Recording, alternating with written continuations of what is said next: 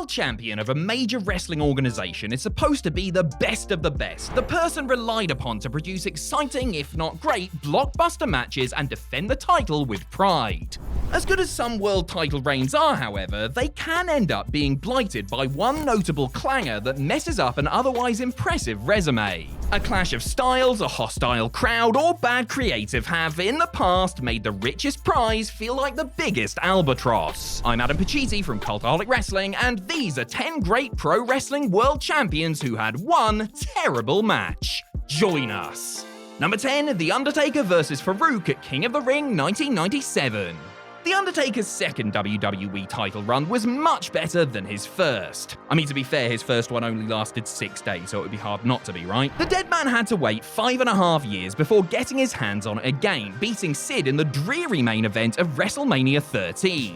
The manner in which he won the title may have been uninspired, but the reign itself yielded several entertaining defenses against the likes of Mankind, Steve Austin, Vader, and Bret Hart. Not included in that illustrious company is Faarooq, who challenged Taker for the title at the King of the Ring pay-per-view. The show, apart from a corker between Austin and Shawn Michaels, had been a bit of a dud, and the headliner couldn't hope to save it. On the contrary, this sluggish, interference-filled brawl only succeeded in dragging the show down further. It was boring, it was bad, and it mercifully came to an end after close to 14 minutes when the champ hit the Nation of Domination leader with a tombstone. Rest in piss. Number 9, Rick Rude vs. Masahiro Chono at Halloween Havoc 1992. On August 12, 1992, Masahiro Chono defeated Rick Rude in Tokyo's Sumo Hall to win the vacant NWA World's Heavyweight title in what doubled as the finals of New Japan Pro Wrestling's G1 Climax. A 30-minute stunner, the match was awarded 4.5 stars by Dave Meltzer, whoever that is, and is considered among the finest matches in both men's legendary careers. Considering the high bar they had set in the Far East, the rematch at WCW's Halloween Havoc pay-per-view less than 3 months later has to be considered one of the most disappointing sequels in wrestling history. To be fair, Chono just wasn't the same here, having just had his neck broken during a match against Steve Austin a month prior, and by rights shouldn't have been anywhere near the ring. However, he was, defending his title against Ravishing Rick in what turned out to be a lethargic, rest-hold-filled slog. You can't exactly blame them for taking it easy, given the champ's condition, but this was a major world title match on pay-per-view, lest we forget. Adding insult to literal injury, the bout ended on a very unsatisfying disqualification thanks to that dodgy over-the-top rope rule. Number 8, Roman Reigns vs. Jey Uso at SummerSlam 2023. Say what you will about WWE's decision to have Roman Reigns hold his title for, about 15 years, but more often than not, the tribal chief delivers when it matters. And he kinda has to, doesn't he, since he only wrestles about 6 matches a year or something.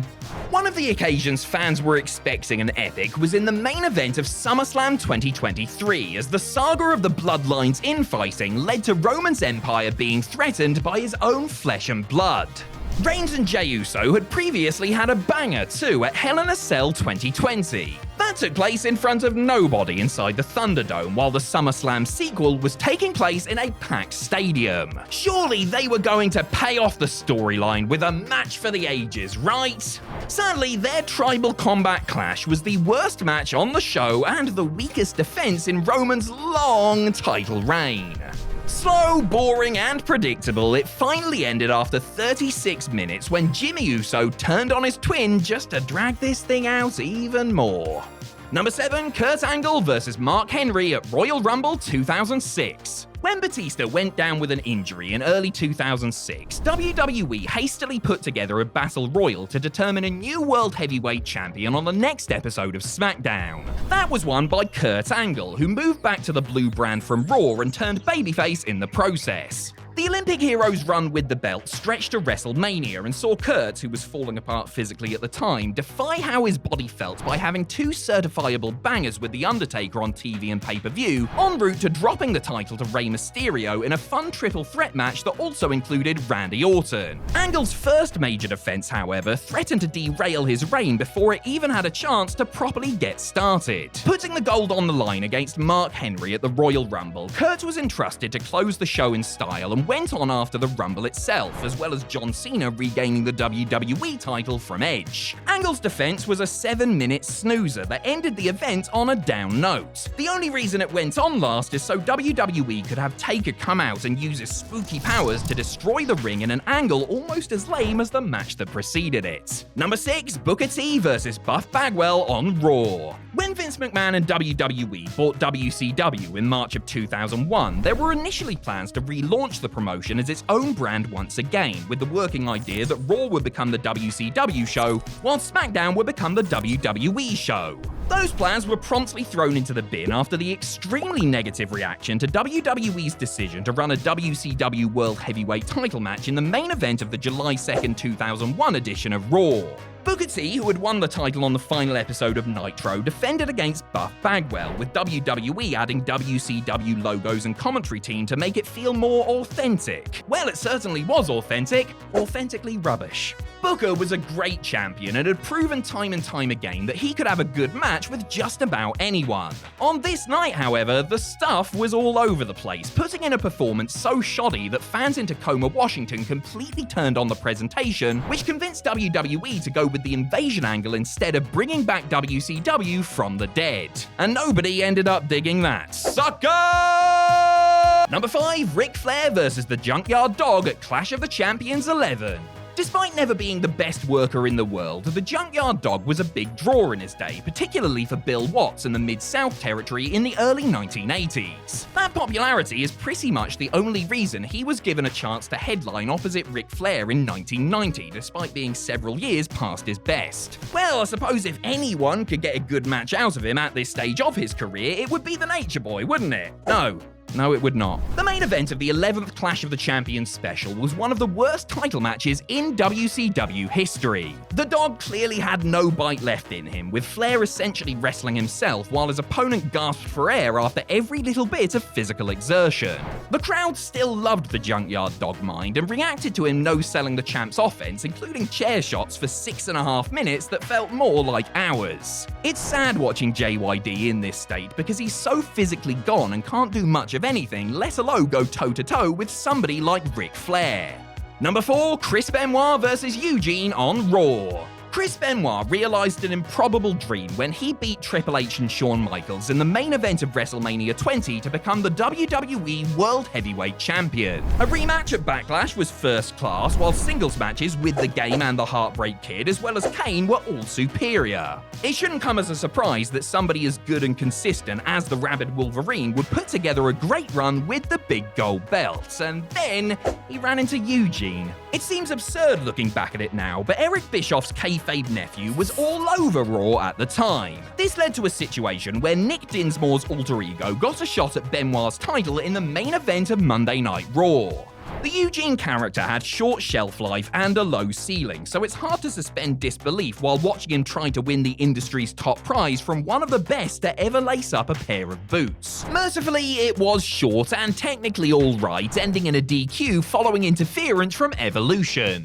It was just a bit hard to get your head around the booking and sticks out like a big stiff knob next to Benoit's other defenses. Number 3, Randy Orton versus The Big Show at Survivor Series 2013. The professional wrestling style of Randy Orton may be an acquired taste for some, what with his penchant for, especially as a heel, deliberately pacing matches and utilizing a lot of rest holds like chin locks. But there is no denying that he's a great worker, represented WWE well as champion, and could usually be counted on to have a solid, if unspectacular, match with most. Big Show, as it turns out, is not most. The Viper and the world's largest athlete was the last match on the bill at Survivor Series 2013, with Orton's WWE title on the line.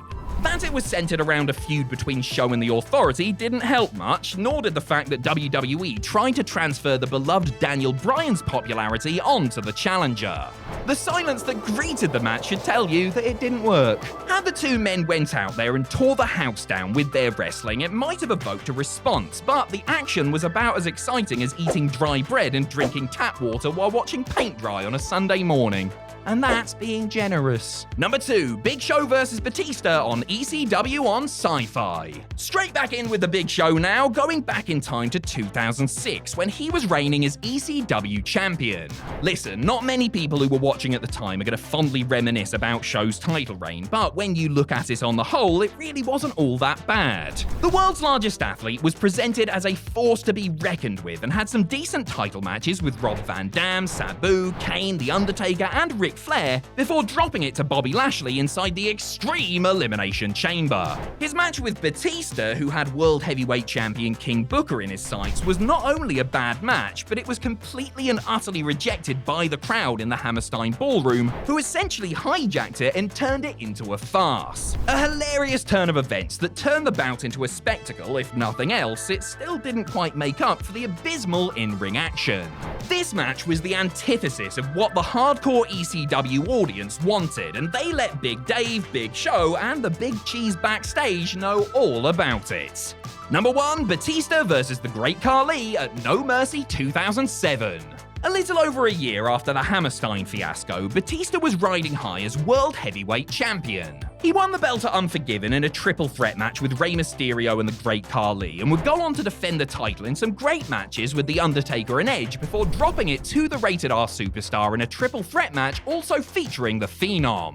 Batista's first test as champ was giving Khali his rematch, and this wouldn't just be any old match, this would be the Giant's signature match, the Punjabi Prison. It was his signature match despite the fact that he had never been in one before, but still, No Mercy 2007 was flooded with world title matches, with Triple H and Orton having a pair of them over the WWE title, The Game defending against Umaga in between those, and CM Punk defending his ECW title against Big Daddy V. This one, though, was the worst of the lot by some distance, even though the champ was trying his very best. I mean, there's just not that much you can do with a 7-foot, 400-pound slab of uncoordinated concrete, is there? The finish, with Batista leaping between structures and racing Khali to the bottom, was admittedly pretty damn cool, but not quite cool enough to redeem the previous 14 minutes.